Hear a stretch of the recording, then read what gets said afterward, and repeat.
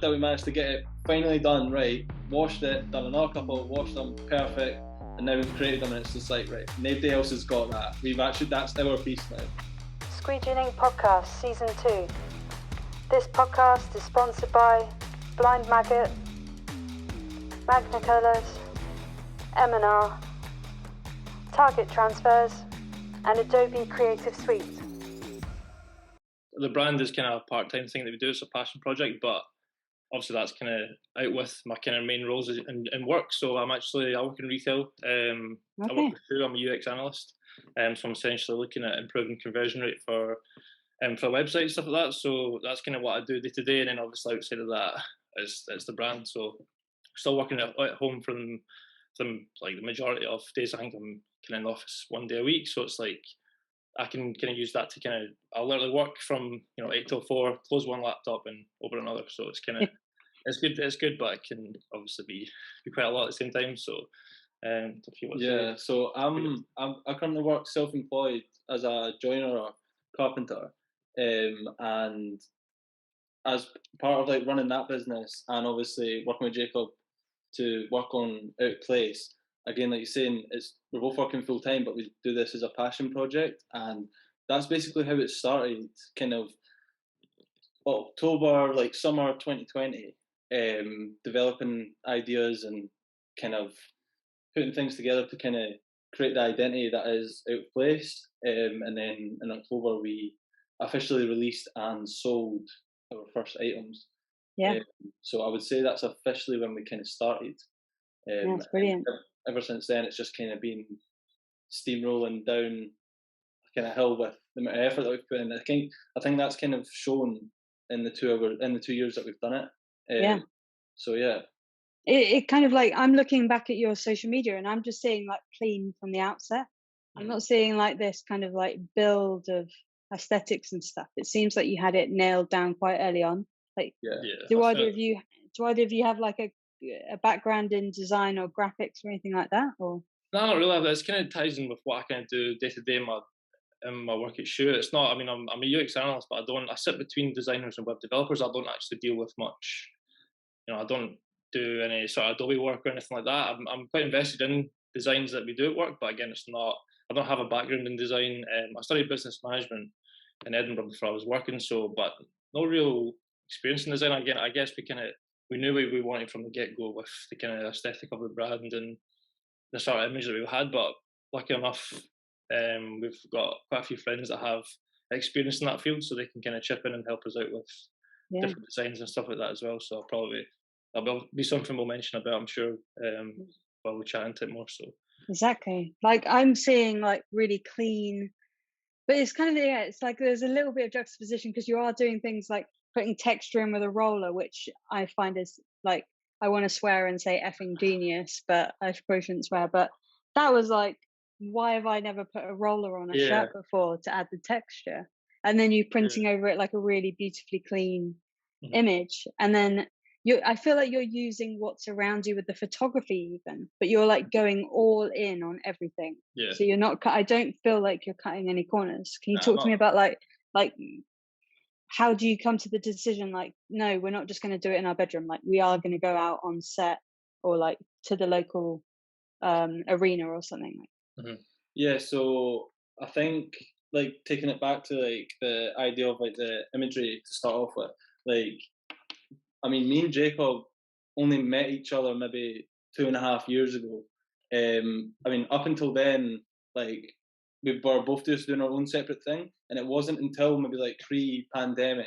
It's weird how you can use like pre and post-pandemic to like timeline. Pre-plague, yeah. But pre-pandemic, like, we kind of just like seen each other vaguely, but there was like that instant kind of connection in terms of what we both aspired to in terms of like our fashion and like our taste. And when it comes to like the imagery, like I know what I want to see, but Jacob's very good at putting that into like an actual solid thing. So it's like we can talk for hours about designs and marketing ideas and imagery and all that, and then Jacob literally, we can put some t-shirts down, some drawings or whatever, and Jacob literally just pieces it together, and then that's the product. So in doing that, like, we are quite a good team in that aspect. Because I can remember, like, literally going back years and years, like when I was younger, it's just like if you go online, and I can take it back to when I played football, like the idea of like design or create your own always just shouted out to me. And I remember like going back to even when I was playing football, and I'd look at football boots, and I'd go on the Nike website and just create football boots. Like, I know, I've done that. Well, not boots, but I have done my own high tops. That you know is, what I mean? it's so fun. It's Yeah, like incredible. that's what I mean, and it's great to actually now do that, where it's like we have got these items in front of us, and we can literally just be as creative as possible, and then at the end of that, to have customers that then buy our product, it's like it's still like mental. Like we still like don't believe it, and obviously I think every single sale and going forward is just like class. It always feels class. Yeah. No, I definitely share that. But you seem to, am I right in thinking you sell mainly online, or do you ever sell like in person at like events? I feel like you're more e-commerce, but it's pretty much 100% e-commerce for now. Like you said, we've been doing that for we're just under 2 years now. At first we started on Instagram, and it was kind of just dealing with like DMs and stuff like that, but then it just became more difficult. So we started to get like a templated website, which again I could kind of whiz through that because of my job. I could kind of just get a website built up straight away. Obviously, still a template, not saying I would build the website from scratch, but I knew how it was supposed to look and how it would look from a customer standpoint as well. So that's pretty much what we've been doing, and we've actually got a pop-up shop booked in for October as well in Edinburgh. So that's definitely a big thing for us. Yeah. That's, I mean, to be honest, stressful because there's a whole I know. there's a whole lot of things that you would never think of, like tags and hangers and what the shopping bag's going to look like. But like, how are you reacting to those things now? Are you like, you're definitely he's more chill about it than I am. I'm usually like, as soon as I start thinking about it, I'm the stressor. Like, but no, but it is, at the end of the day, it's going to be a massive opportunity for us to just get a new kind of target audience. There'll be people that have never seen our brand before, literally just walking past. And then we'll also try and pull in people that already follow us on Instagram and stuff as well, via like incentives. For example, maybe like if they follow the page, they can maybe get like a discount on products and stuff like that. Just trying to get as many people in as possible.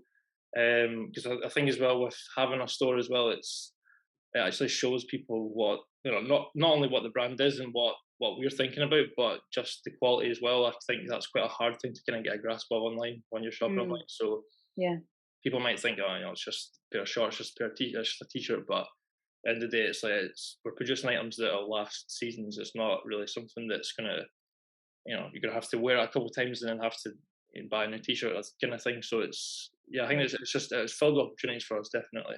Yeah, I could definitely commend you guys on your like attention to detail, because you're like, I've never seen shorts like that with the zip, and I'm sure like there are around, but I've never seen them.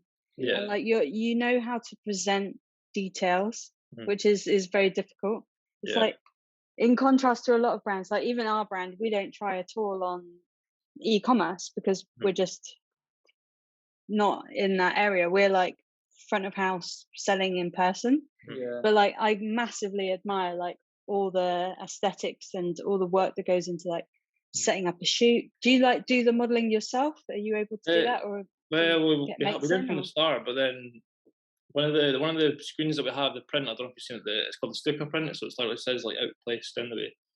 That's one of our friends that kind of designed that, so he's really into his art, does a lot of abstract art. We worked with him on that, so he kind of just he'd done quite a few paintings, but then we eventually resorted to that design of just writing it out. So he works quite closely with us in doing the kind of art side of things and kind of tying that in. And he's actually one of our best mates. So it's just kind of like a collaborative thing to work on. And in the day, it's just doing what we want to do rather than making use of someone that's in that field. But he's the one who's usually models most of our stuff.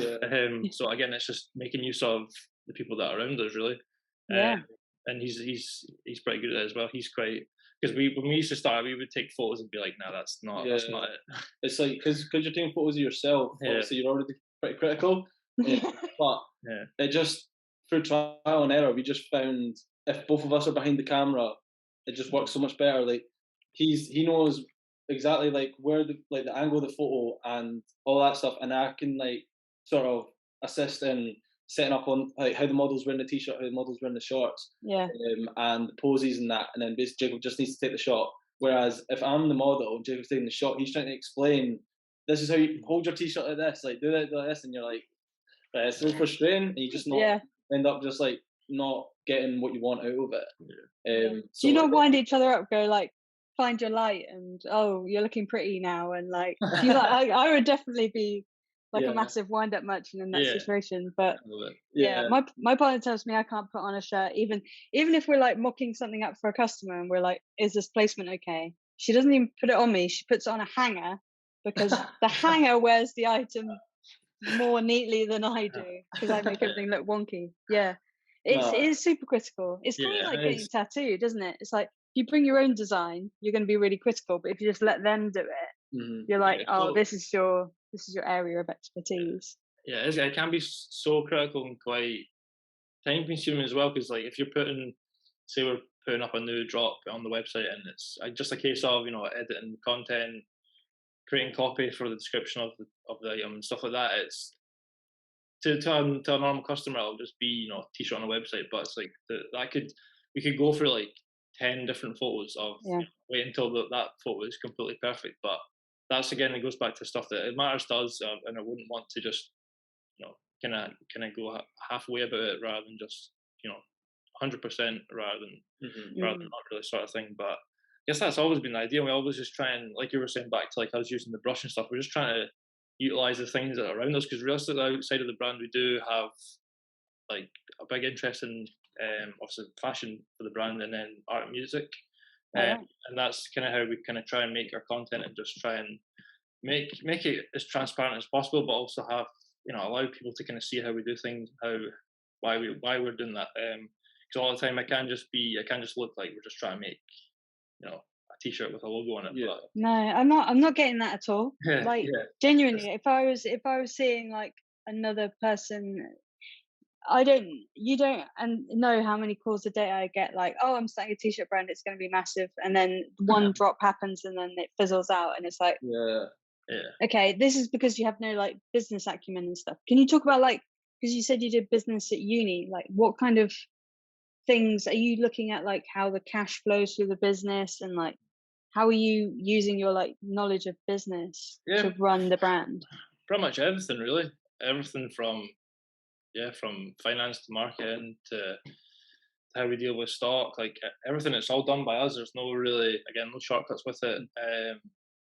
We kind of sometimes there'll be a mix of jobs that we'll kind of always fall into. So usually if it's like Instagram, for example, you know, it's not part of the business, but it's still obviously we're creating content and stuff. So I usually would deal with that, editing posts, putting up stuff on the website, whereas Malcolm will probably usually go and see like we've got a tailor that'll kind of really alter some of the pieces that we have. So like the zip shorts you're mentioning, for example, she'll sort that out for us. But obviously provides all the materials, but she'll then kind of help us out with that. And that's based through. It's not in Edinburgh, pretty much. So Malcolm usually kind of deals with that part. So we do have there's some parts that we'll kind of deal with individually, but apart from that, everything else is done. We kind of just play to our strengths with it, really, because like I said earlier on, like I'm more hands-on and I can picture like everything. So if I can explain that to someone roughly and they can make it happen, I can leave and then come back and then come collect it, and that's it. Whereas like with Jacob, like I can basically just, as long as I can give him all the tools, he can kind of create the image and like the online presence that we need. So that's where it kind of like we can go into our own strengths and kind of play a part. And like I says, it's instead of, we don't have to do everything together. Like we know what each of us is good at and what each of us maybe isn't as good at. So where one slacks, the other one picks up for it. You know what I mean? I think that's quite key in our success so far, is definitely having the both of us, because as much as like in another world or whatever, like Jacob could have started the brand himself, or I could have started the brand myself. I just can't see it either running as well as it has done or lasting as long as it has done, because like anyone that has a clothing brand will totally understand where it's like there's just some days where you're just like, I'm actually ready to just sack this off. Like, Yeah. I'm literally like, I just can't bother with this anymore. But on those days, or like times when you can't be there physically, but the brand needs to keep running, there's someone else always there.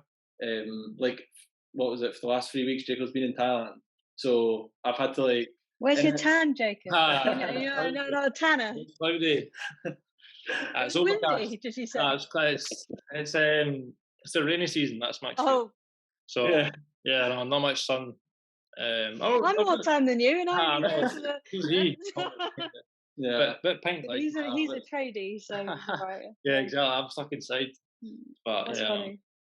Yeah, But nah, that's so fun. when he was away, it was like a case of I had to like any orders that came through. Also, the fact that he's 6 hours ahead, so it's like there'd be like an order that would come in, and I would have seen it the night before, try to arrange kind of getting the parcel. And that he wakes up in the morning, he's just like, "We've just had an order." I'm like, "It sounds taken care of. It's all right." Don't worry Yeah, about nice. it. So in times like that, you know what I mean. If it was just Jacob, 3 weeks, we've got orders that are going to be waiting 3 weeks before they get shipped. So at this early stage, you definitely need a partnership and two people that are as passionate about it as each of us are to kind of keep pushing forward, you know? Yeah. What things do you think, like new brands, people who are coming to this clean, and I don't know where they're getting hyped up, maybe it's social media and Instagram and they see it, think it's really super easy. Like, where do you think the pitfalls are in starting a new brand? Do you think it's like they're not trying for long enough, or they don't understand how much emphasis they need on marketing, or yeah, it could just be a mixture of everything. But I think the main thing is just have been fueled by it 24/7 is the main thing. I think. Yeah. Because we literally work on it every day, and although from again relating back to like social media, because that's essentially how most of our customers will see it. Like we could go days, weeks without posting anything, but at the end of the day, like we are working on it every day, and there's always something that we can do to kind of move forward. So yeah, I would even admit like you don't realize how much is required until you actually start. And obviously, if you wanted to go somewhere, you have to put in the effort to get it there. I think a lot of people have like the wrong incentives as well.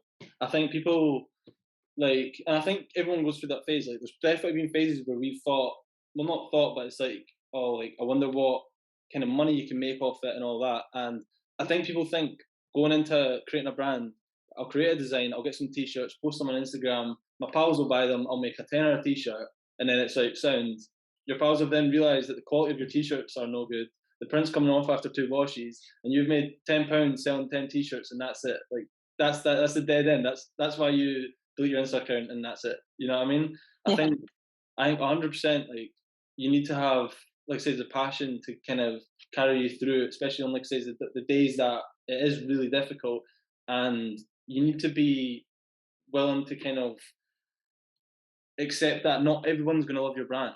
You know what I mean? Like, I think there's definitely been times where we've created items and they've not been as successful as we wish they had, and it's purely just down to not having the right consumer base.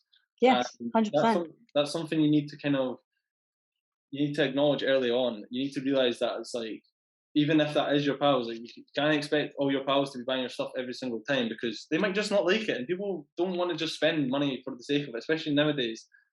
So I think accepting that not everyone's going to like your stuff is definitely an issue, that people are like, just think, oh, come on, I'm just going to sack it off because I've only sold 5 of these. It's not, that's something that shouldn't knock you down. And I think that's easier when there's just one of you and you've just got inside your own head and you just think, right, I'll just sack it. But the fact that there's both of us, like, there's been times where I've maybe stressed out about something, Jacob's like, nah, it's not that bad. And exact same way with Jacob, he's like, mate, why is this not done well? And I'm like, right, it's fine, we can reuse whatever, or we can kind of drop it again at a later date, or kind of add it to something else to kind of like make it work. Because like I say, everything that we've created has so much detail in it and a lot of effort, like more than we could probably put across. It's really apparent from this side, because like obviously I'm supplying your screens and I'm like, whew, this is a big piece down the middle of the screen. And then I see that next one's going to be tricky. Like, oh, I'm all up for it. Like, it's brilliant. And then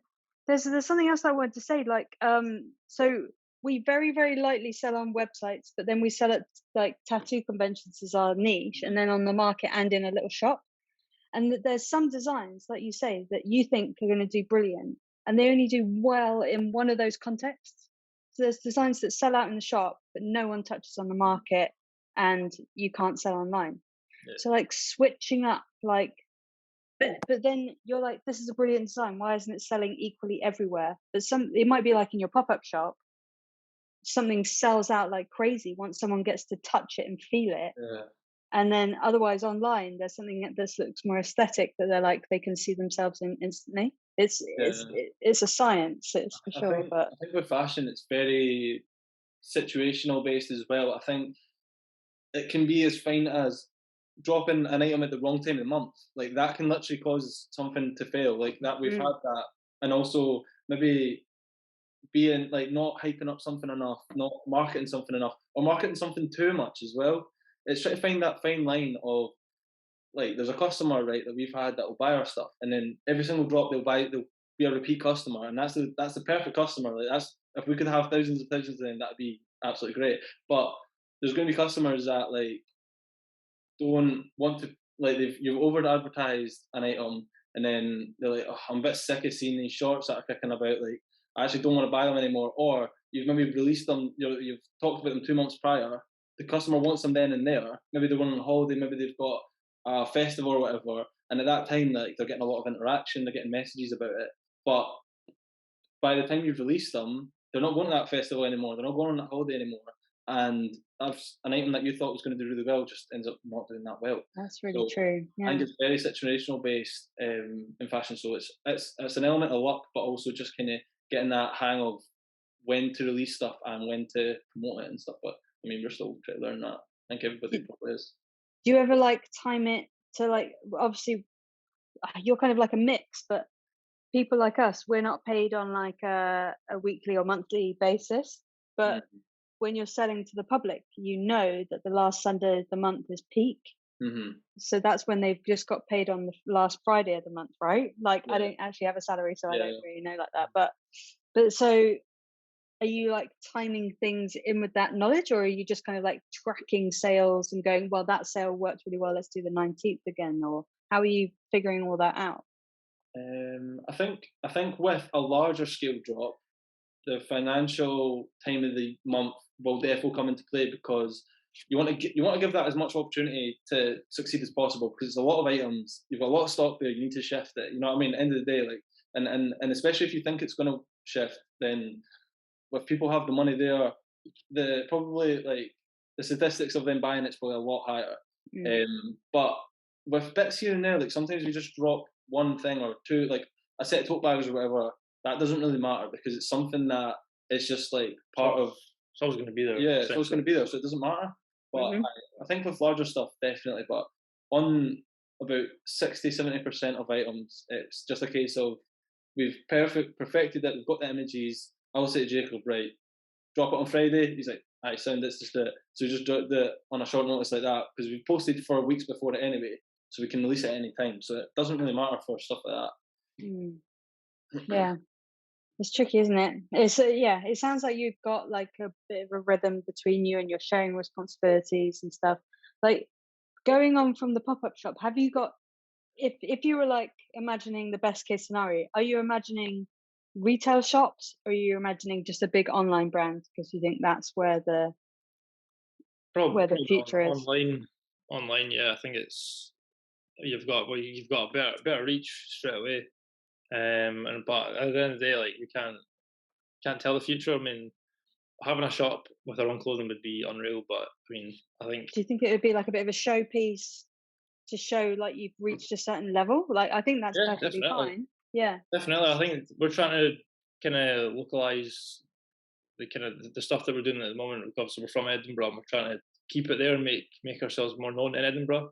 Obviously, with the help of the pop-up shop, that should hopefully contribute towards that. But yeah, I think being known in Edinburgh would be. I think that's a big goal for us. You know, actually 100%. Being. It's like a marker of success as well. Like whether like if you sat me and Jacob down, for example, right, December, January 2020, 2021, and sat us down and be like, right, short-term goals, long-term goals, like what are they, right?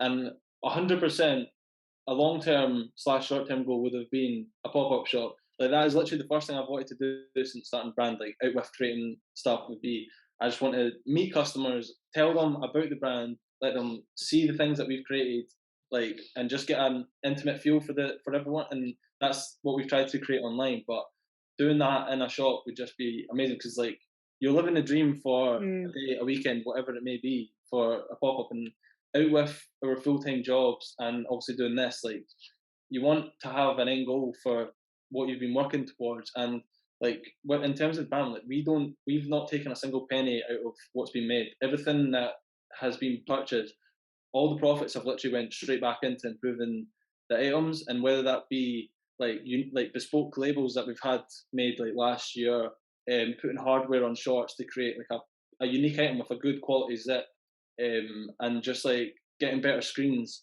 and designs, like everything goes into it. So then for our customers to then purchase enough items for us to be like, you know what, like we can get a pop-up shop, like let's just do it. We want it to feel like this is something that, as much as we've worked hard, this is something that they've invested in. And that's like every single thing that's been purchased is an investment, effectively.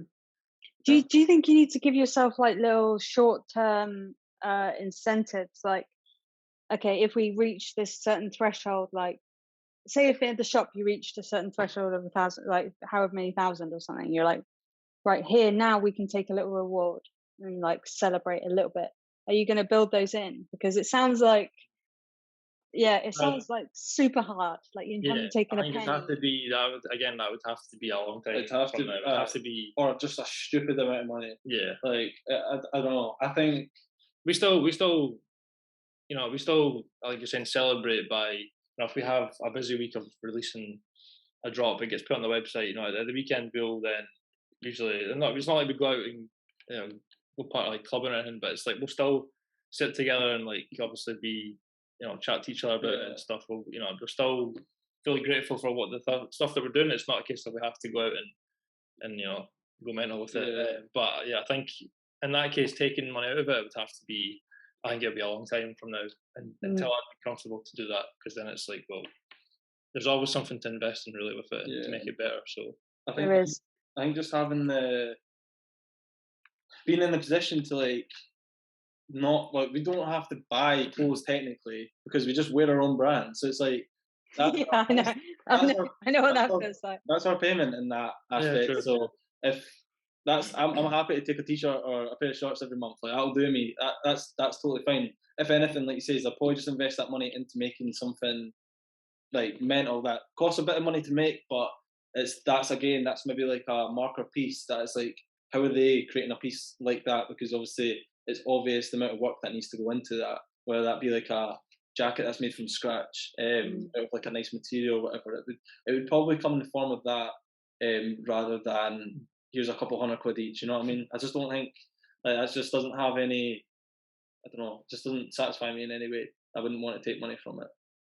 However, my business harsh person inside is saying like, when can you change this from a passion project alongside your other jobs, which you might not have all that like actual enthusiasm for? Like, when does this business like overtake that, and then you go, right, now we're making enough cash flow to just get rid of those jobs and then switch over, and this has to be our income that supports our families and pays our rent and stuff? Like, there must be like a threshold where the income like actually allows you to make this your full time. This is it's a really tricky question to ask. Again, I would have to do what our jobs currently do, I guess, financially. I would have to like consume all your additional time, and it does mentally, but it's not like we're sitting here printing t-shirts 24/7. You know what I mean? No, I know. Yeah. So it consumes you in a way that's like you're constantly thinking about it, discussing it, like try to progress it, but we're not physically working. You know what I mean? Like it's just, we're just doing it because we love it, and it's not like, I'm not like, gonna clock in and get Jacob to like, right mate, they're clocking in at 9, finishing at 5 a day. It's not like that. And I think like what you're talking about, I think the dream, that realistic dream, like obviously would be part-time working, doing what I do just now, and part-time putting that into the brand, and whether that be in having a small unit or whatever, and using that as our base, and both of us working there 2-3 days a week, and that being able to finance like a quarter of your salary or whatever would be unreal, and then you can work it from there. But I think just I would need to be like pretty solid, because we're both professionals in a way where it's like you want to take risks, and this is obviously a risk, but you don't want to just chuck everything away and then potentially lose everything. Like you want to be still cautious, especially like that's my business mindset of I just don't want to leave myself financially vulnerable. And I think we're doing as much just now as we need to, and we'll keep doing that until it's like right, this is when we need to change it up a wee bit. But Yeah. I think that's still a bit of time away, but never know. It's scary. It's super scary. Like, who knows? Like, I haven't been on a wage ever, so I don't know like, I've always been scared. Basically, I'm scared all the time. Yeah. I live in fear of Yeah. what happens. Like, even COVID, that was terrifying, because it was literally like, I have no money there's nothing. So yeah, it's tricky, isn't it? Like, you can stay in the salary and the great cash flow that's supporting your dreams, but then like, how do you get the dreams to the next level? Yeah. It's so tricky. I understand what you mean. Like, you're just trying to like balance it until it tips, and then you can push, because you can push down trade work as much as you want, can't you? Because you can tap in and out. Well, yeah, that's what I'm saying. Well, I've been not sure. self-employed since February, and it's done really well. Like I've obviously had to work pretty hard to get regular work. Like it's not there's loads of work out there, but it's not easy to get work. Like you obviously have to get recommendations and all that sort of stuff. But like you're saying, I don't have a regular salary, so I can't predict in 6 months' time what I'm going to be making that month. I have no idea, so I don't even know what I'll be making in November just now. So it's like up until then, it's like I know I've got all this work booked in, but after then, I might completely dry up. Anything could happen. Yeah. You know what I mean? I might get injured. Like that's True. That's a pretty real thing for me. So that's maybe why I'm a wee bit more cautious. But I think, like says, that dream for me would be part time, because I can manage it both very similar ways, and be a bit more flexible. So yeah, I think, like you're saying, like it might come to a point where that's the case, but the realistic goal would be part time. Can I ask, like, I don't know your aesthetic because I've only been to Edinburgh like a couple of times, but like, what is the difference between like the guys? I'm sure you're only a men's brand, aren't you? Yeah, No, we're unisex. Are you? Oh, you are. Yeah. Sorry. But most of the modeling stuff is male, but yeah, But like, unisex. what do you think differentiates like the people in Edinburgh from the people in like London? Is there a different look that they're going for, or are they like going on the same like level, or what would do you mean a look as just brand feel? yeah, because like if you could differentiate like Essex boys from London boys quite a lot. Like, are you like, what kind of like styles do like the guys in Edinburgh really like aspire to look like, or are they like footballers, or like? I'd say that's something that we're trying to mold. To be honest, I wouldn't say it's not. There's nothing that you could put your finger on. I think because obviously Edinburgh's the capital of Scotland. Edinburgh's the capital of Edinburgh. Is it? Yeah. Edinburgh's the capital of Scotland, so obviously there's a big mix of people there, and it'd be similar to London in that respect, where there's a lot of people that have different types of like style and taste and everything. And I think what I would say is, up here they're trying to dress similar to people in London. I wouldn't say it's different in any way. I would just say it's just try to push towards that element. But I feel like the stuff that we are creating, like all the items, are more based towards like a abstract mindset, or someone that's just a bit more open about their fashion. And I think in Edinburgh they're maybe a wee bit further behind on that element than in London, for example. But that's definitely something we're trying to change. And I think with the stuff that we're producing, the way that we're doing it, we're taking a step in the right direction and doing it. And I think hopefully that would be the ideal, would be to obviously mold the way that people dress around where we stay, you know, like that's, and then just take it. Yeah, it's because it's like just walking around Edinburgh myself. Like, this was ages ago, so it's probably completely different. There's probably like really different areas now, but it's like a lot of old architecture, and it's difficult to like have that like really clean modern style when you're like around that kind of feel of a city. Whereas in London, you can pull that aesthetic out anyway. You can just like go and do a shoot next to some skyscrapers and stuff, but you have to be a bit more innovative. it's a bit more like that in Glasgow. So that's maybe like half an hour, 40 minutes from where we are just now. That's kind of a bit more, I guess what you're saying, a bit more modern, and there's definitely more sort of again more targeting males. There's more sort of, it's a bigger fashion scene in Glasgow, definitely. Oh, right. It's just a bit more progressive. It's just like there's a bit more dynamic through there, and a lot of, if you would call like influencers, for example, and models are all based in Glasgow. They're not in right. Edinburgh at all. So on that front, we're competing with like Glasgow-based brands to try and use the same influencers as them, or use influencers through that way. But because their style is already kind of selective towards the brand that is based in Glasgow, they're kind of always going to one up us, I guess, in that way. But there's definitely, like I said, it's a bit further behind, but that's our goal, you know. So if we can get people wearing zip shorts walking about Princess Street, then no, 100%. And even just a really simple thing of being able to bring the printing in house. Like if someone said to me, "Oh yeah, I want it along the bottom of the shirt," I'd be like, not sure if I want to do it. Trying to sort that. Yeah, but you guys can do it because you're literally you can place it wherever the hell you want. You can make it massive. You can make it difficult for yourself, and that's probably what's like helping you differentiate yourself against the others. Definitely. I think the fact of taking on screen printing, obviously, is a big responsibility, but the opportunity for us to then make us look a bit more unique is like so much greater.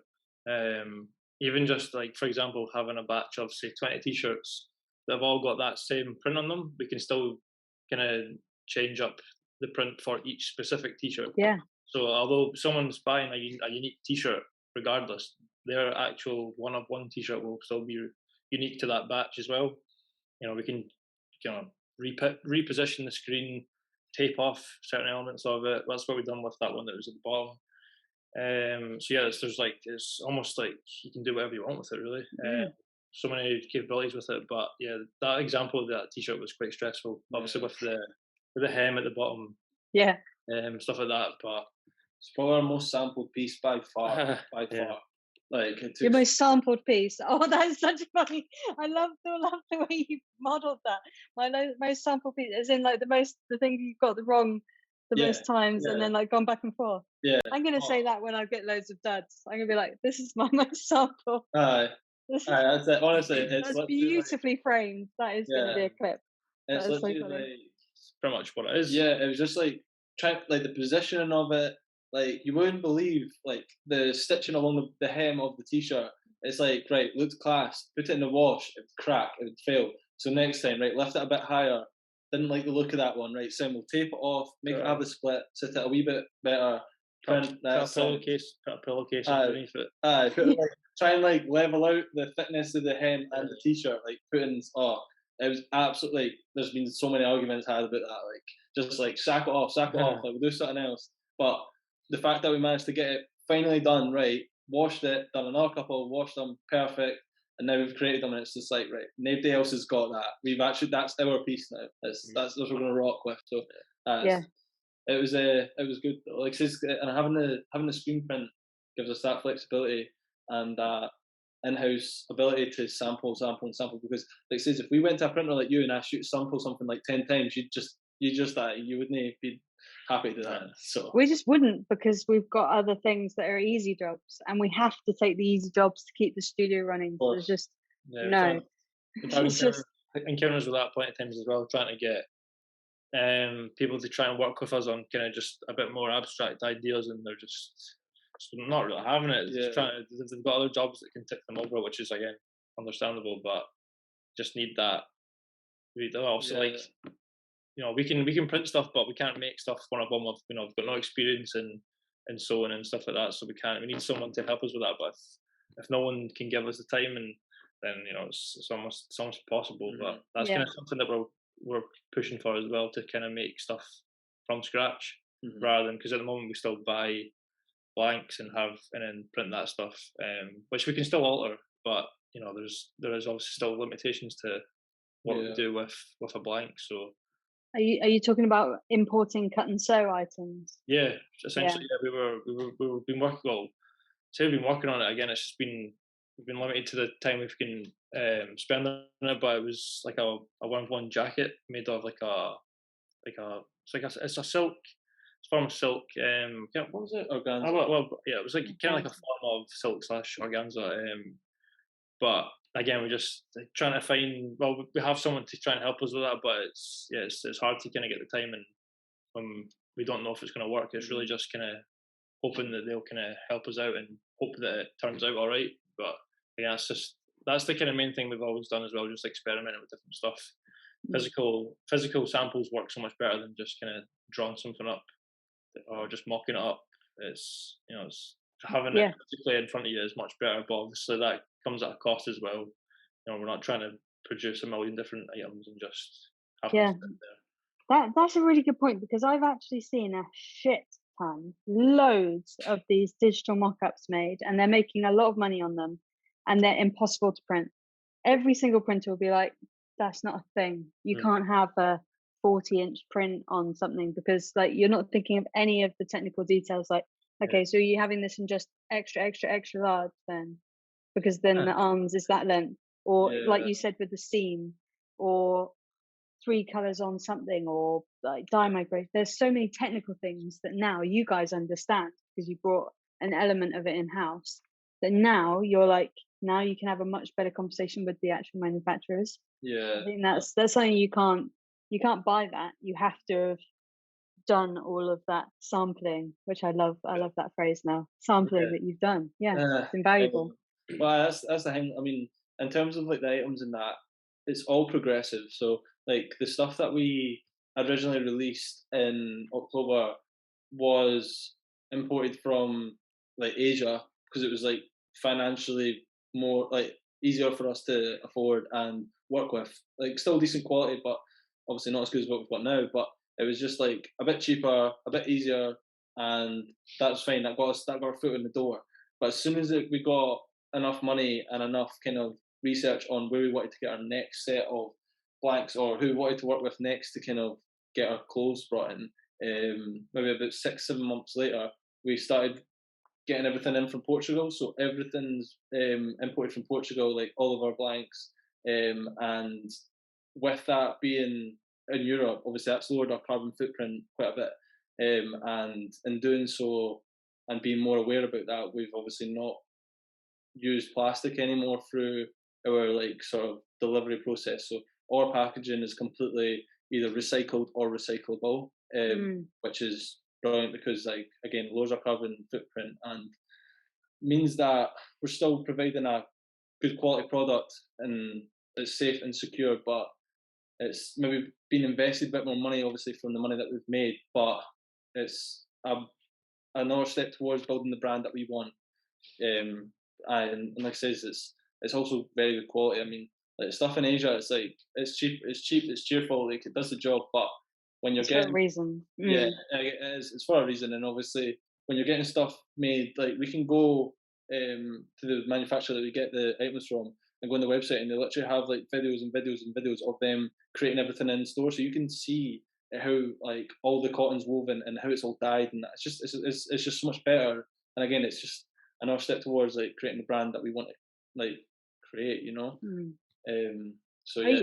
Are you hearing, like, where are you hearing that the customer is like invested in the kind of like carbon footprint and stuff? Like, are they like actually telling you that kind of information, like I want this to be environmentally friendly, or is that something you're pushing on from your side? A bit of both. There's not really been a lot of feedback to us that have said like, is your stuff environmentally friendly? But we've kind of voiced that. I think that's, again, it gives you that unique sort of selling point to tell people that that's, we're fully aware of how that works. But there's not really been a case of where people have came to us and said, this is, questioned us really on it.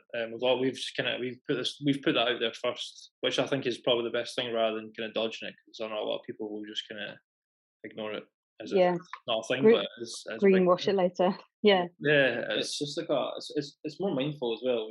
It means that when people are buying something, their money's not getting invested in the wrong way. You know what I mean? It's just a case of when they've put the money into the brand, we're not spending it and doing something like damaging the planet or whatever. And I know that sounds pretty broad because we're not obviously going to be the ones that tip the planet over the edge, but it's just like doing that and voicing that might allow someone else to kind of do the same. So if someone else wants to have a clothing brand or like a passion project, they might be more cautious about that, and then it's like that follow-on effect that creates. You know, it's like if you're wasteful with plastic and that, and you surround yourself with people that are like that, then you're obviously just going to be wasteful with plastic. You know, so it's kind of like just trying to put that sort of carbon footprint element out there and allowing people to kind of hopefully follow suit.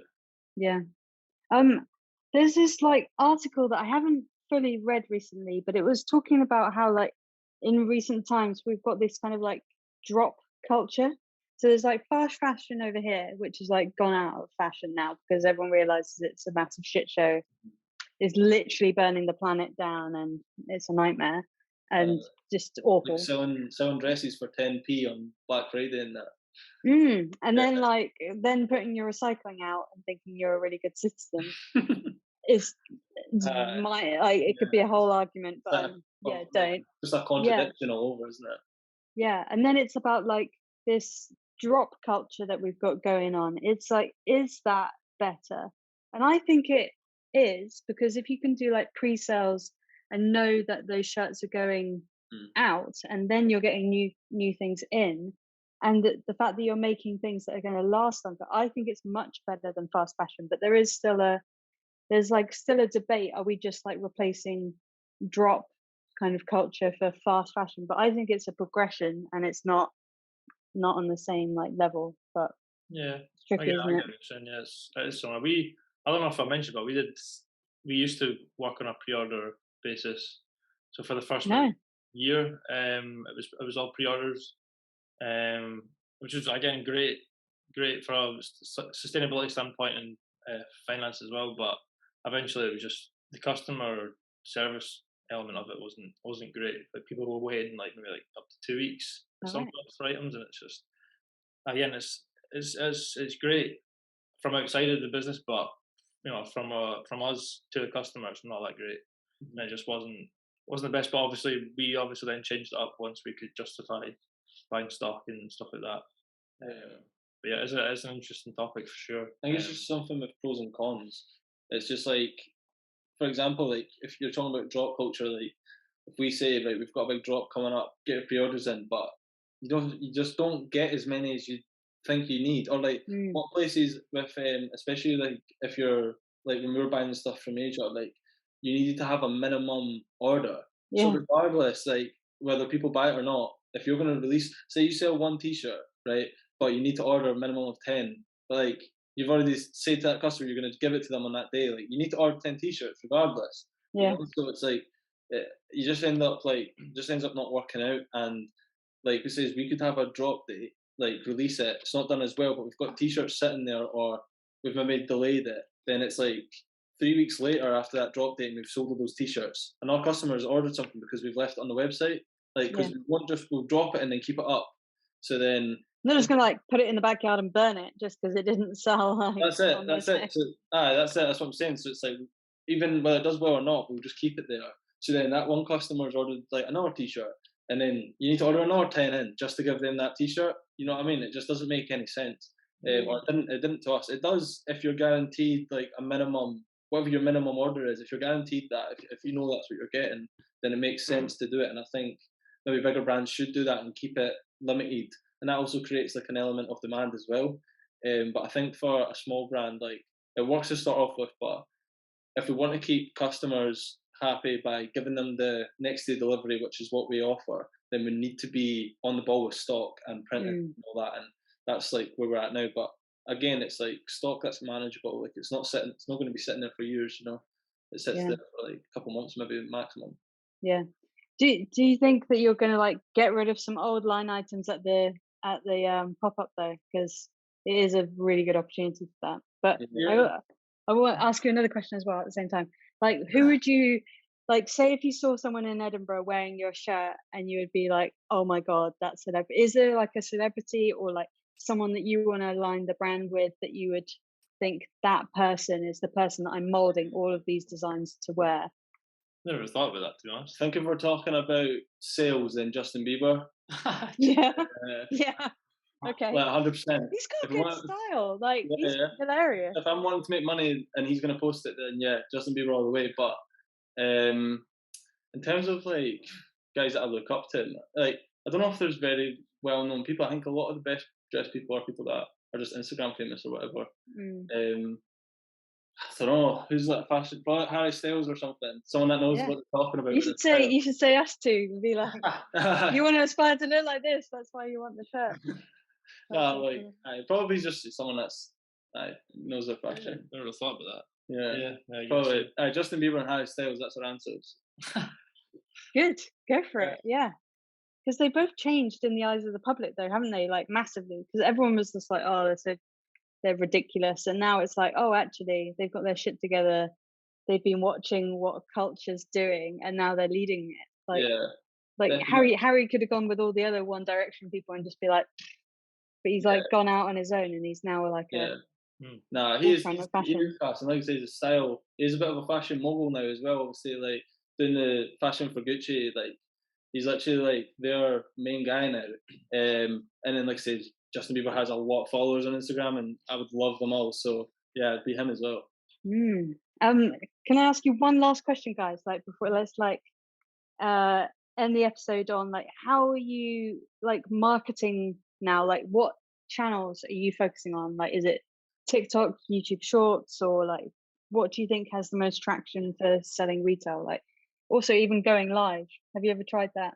No, I've not tried that. No. I want to take on. Take a note of that. At the moment, it's a mix of Instagram and well, I've got a Facebook page as well, but that's more just for like if we put an ad up on Instagram, it'll go on Facebook as well. Yeah, no one does Facebook for some reason, do they? But maybe same thing really. But I've only just really recently started using TikTok.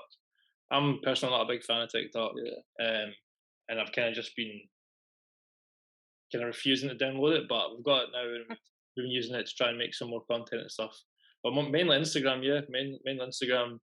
We're focused on at the moment working with influencers as well. So I think that's a big pool that we've not really had much exposure to up until this point, which is again a massive marketing tool for just getting more people's eyes on the brand. But yeah, just majority would be Instagram and a bit TikTok. I think just because everything's visual, it's like Instagram makes sense. It's like it makes no sense us tweeting because like people, you know what I mean. And then TikTok's obviously a good tool, but we're yet to master it. I feel like there's elements on it that obviously it's down to like trends and all that. And I think what we're trying to do is create a trend. So until we've created that trend and then it's trending, then that's when it'll start to pay off a wee bit. But I think other than that, Instagram's definitely the main guy for us. Like, we've got the shop as well, Instagram shop. Yeah, Instagram shop as well. So that kind of thing, you've got the content there, but then if you want to do the website or Insta shop, it's all there. It's all there. Yeah. So all accessible. Yeah, I definitely think that TikTok shop has tried to emulate that, and it's a really weird thing where like there's a certain demographic of people who buy off the television, and I didn't even know these people existed because I don't even have a TV. I like log on to websites and watch that instead, like like Netflix or something. But they buy off television. And now there's like a new generation buying off TikTok, and they're using that as their shopping device. And I accidentally got into the live section of TikTok, and I got into a hole like you do, and you're like, shit, where did 2 hours go? Yeah. But there's like the people who are saturating it are people selling sweets. They're selling sweets live, and they're packing the orders, and we're laughing at them now. But then if you get really deep into TikTok live, they're selling shirts. They're like, so I know that might not be the like level of like, like you need to keep like a certain level of coolness and like aspiration to the brand, but there are people selling drops of t-shirts on TikTok live, and it's like you have to have your eyes out and not disregard any of these platforms because they're changing so rapidly. Exactly. No, definitely. That's like it's probably it takes something outrageous though, like or totally out there, like someone live streaming packing sweets. Like that's not something that you would see every day. So it takes something a bit, I'll say daft, but they're probably loaded. But like something a bit daft or a bit out there to like create that traction, create that pull where it's like probably like majority of those numbers are literally just there with their pals laughing at it. But there's obviously gonna be customers there that are like, oh come on, I could do some Haribos. You know what I mean? So it's like it's one of those, but it's definitely something to consider. Yeah.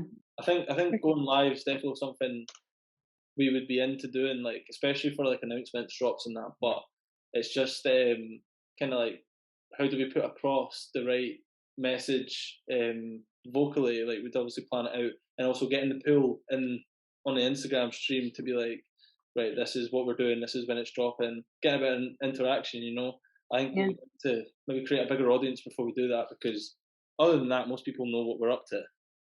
You know. Yeah. I have been over there cleaning squeegees and answering screen printing questions, and I thought I was there for 10 minutes, and I looked at my clock again. I was there for 2 hours. So they suck you in, and it's kind of like a weird little feeding frenzy. Like if you throw like feed into the sea, and then all the little fishes come up. It's unique, and it's something that's happening in our generation that's like has never been accessible to like other. It's new, and I don't know how to tap into it, and I haven't tapped into it perfectly yet. So it's just TikTok's who knows? a mad thing. Like it's an element of its own, 100%. But it works. Like you see it happen all the time. It's evident that people get success off it. It's just kind of trying to get that so it works for you. You know. Yeah. You guys are like. I feel like you're clean cut. You've got your style down. I think there's a lot of things working, and a lot of things building and working right with you guys. No. Thank you.